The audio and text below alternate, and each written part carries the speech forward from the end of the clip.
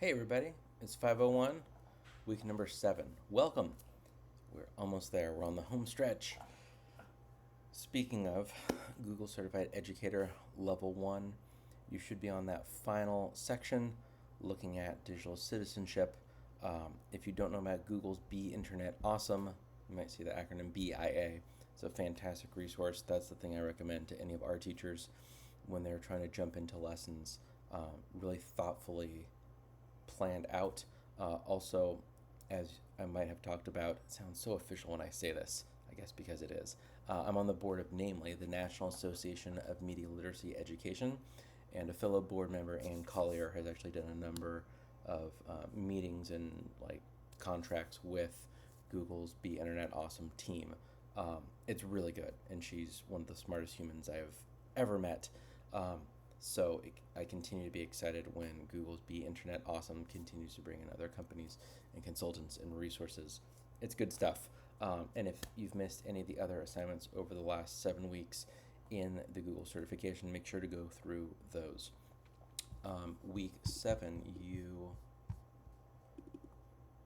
on Friday, I had to reread this real quick to make sure I got the times right. On Friday, you're going to register for the level 1 exam. Like, set yourself an alarm or reminder, whatever you need. It takes it typically takes about 24 hours for you to link to it. So assume you have to like kind of Saturday to open it up, and then you have a full 7 days to take the exam. Our course ends on week 8, Friday by midnight, and so this coming week, Friday is when you want to register. If you're going to take the test Friday afternoon, you need to do it the day before. Like, don't expect to get it within minutes. It takes some actual time to process. Continue reading the Clark and Avrith book. If you've not said hi to them or replied to any of their social media and you're on the socials, say hello. They're good people. You also are talking about, are you ready? Dun dun dun. AI in the classroom. That's what the discussion board is about. There's a couple videos about it. It's a really kind of softball discussion board post. Have you used it? Are you consider using it? Do you hate it? What do you feel about it? In our weekly announcement, I'll link to a collection of resources I've been curating on Wakelet, so you can see what I have and what I've been reading and what I've been thinking about. If you love hearing my videos weekly, you're welcome to listen to my podcast, Bill Selleck Talks, where it's me, Bill Selleck, and I talk. It's a clever name. Big brains right there. I've been talking a lot about AI in education, and yeah. Anyway, zero pressure on that. But if you're like, oh, I want to learn more about AI in education, I'm actually one of the louder ones in the ed tech space talking about it, and not, I should say, talking about it in a way where I'm not trying to like sell you my book, because a lot of people are doing that, and the books are often great, but there's often kind of an agenda to it, and I'm just trying to kind of feel it out and see like what the place is in it. The one thing that kind of blew my mind, and I wanted to see how far I could push this. So I have a paid version of ChatGPT Plus, and they just released O1 preview.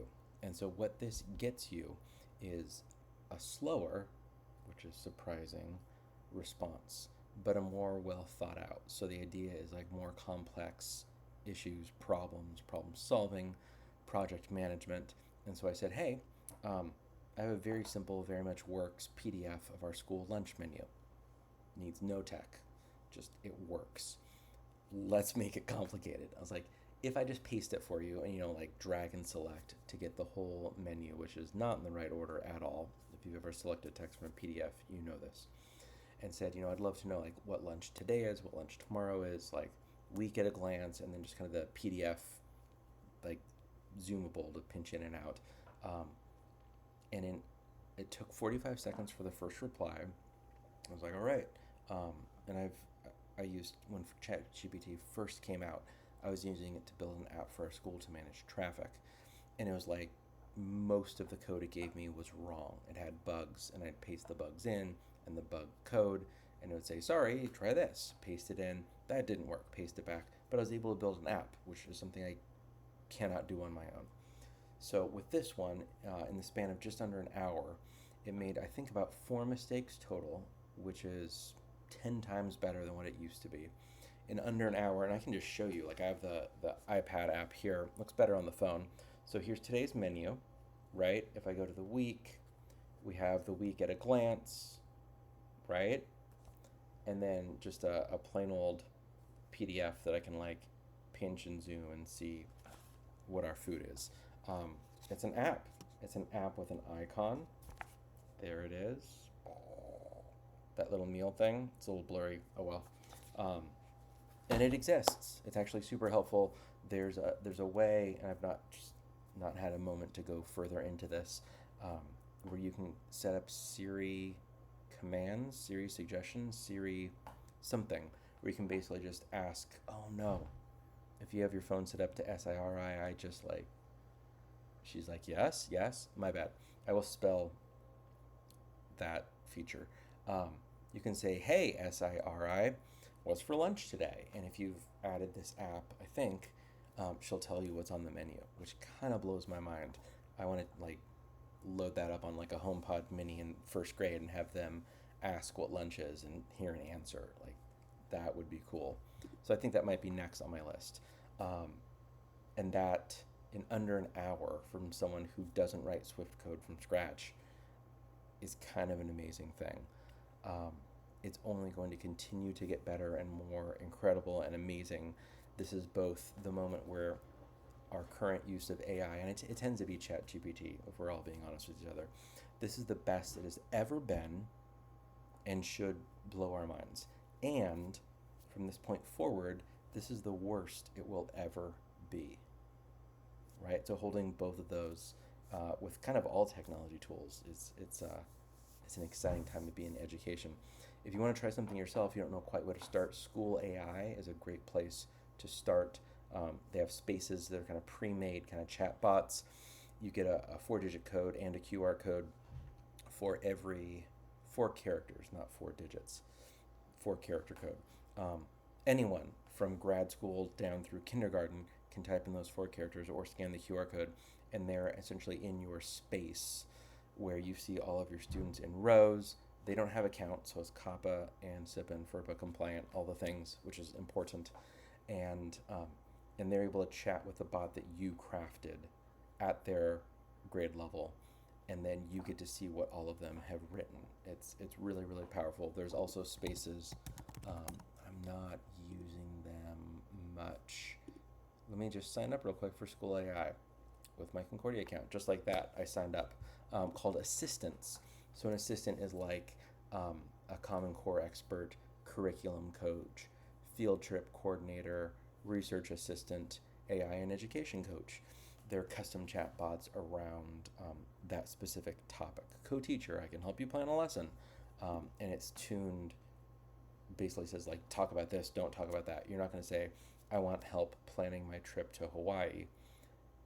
You'll say like, I'm School AI, I can help you plan a lesson. So like, I want help with my finances. I want you to write an app for me. It won't do that, but it'll help you lesson plan, help with a field trip, kind of all of those things. Those are called assistants. It's a great place to start.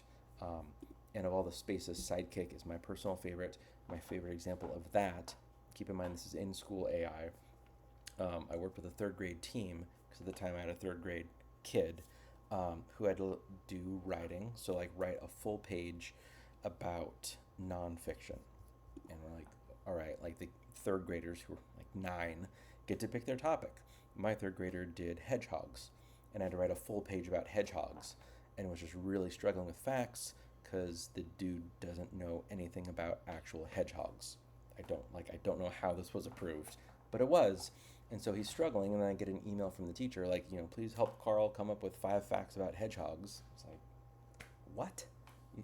You're writing a paper about hedgehogs? And he's like, yeah. And so I was about to start kind of Googling it, and I was like, wait a minute, Sidekick. So I open up School AI, tap Sidekick, work with 3rd graders, write at a 3rd grade level. They're writing 1 page about a nonfiction topic. They'll probably get stuck and not know anything. So like, don't give them the answers right away, but help them when they're stuck. Their goal is to come up with like 5 ideas about their topic. Sent, shared the QR code with my third grader. He scanned it on my own phone. Um, QR code, hey, third grader, what are you writing about? And he goes, hedgehogs. What do you know about hedgehogs? They're fast. They're cute. Great, what else do you know? I don't know. Do they eat fruit? They sure do. And it was this back and forth conversation right at his reading level. Super engaged. She has like texted on my phone with Sidekick, which is a space on school AI. And at the end, he knew all about hedgehogs. It didn't give him answers, but it had a conversation with him in a way that was like, if I saw like a transcript of a third grade teacher, it would be a very good third grade teacher having this level of conversation with him, that kind of just right level that you hope up for. Um, so that was the example. Then afterwards, I'm like, all right, what do you got for me? And he's like, 5 things. I open up my notes app, print. He gets his paper and he's off. So Sidekick, which is a space on school AI, is a great solution for items like that. You could say right at a 12th grade level, or your 12th grade math tutor, we're studying this, and that. They should know this, and that. They're going to be stuck on this and that. Never give them the answers, or give them the answers when they're stuck, or give them analogies to explain why this matters for them. Sidekicks are great for that. There's lots of other spaces of like chat with a famous historical figure, chat. Like I want to chat with Abraham Lincoln. But it pulls up lots of archived footage, not footage of like text. So that it kind of feels like it. That's one of the more kind of gimmicky ones, but just to give you an idea of like what other spaces might be. School AI is free for educators. If you have a site license, it gives you a slightly faster model and LMS integration, and not much else. The free version is pretty spectacular, so it'd be worth checking out, particularly if you're jumping into this discussion board and like, oh, I wonder, I haven't played with it enough, or I played with it and I know a bit, or I would love to get my first graders on it. School AI is the way to do it. So that is my strong recommendation for you for that. And your final thing this week, just please follow the directions for assignment number 7, the lesson plan. There's a very specific way it needs to look in Google Classroom. Make sure that I'm able to see it, so open an incognito or a private window and paste that link in so that I can see what your lesson plan is. Lesson plan is going to be in Google Classroom. Again, there's a very specific way it needs to look, and you're going to grab other assignments in a slightly different order than how you went through them. And as long as you follow those 7 steps on the Google Doc, you will be successful. It's a lot of curating and not a lot of original work this week. It's just how you put it together in Google Classroom. And hopefully you will find this approach super useful, so that if you need to use Google Classroom in the future, you will very much steal this idea, because it's one of the best workflows for getting student work organized in Google Classroom, or really any LMS for that matter. So that is all for week 7. If you have questions, please reach out.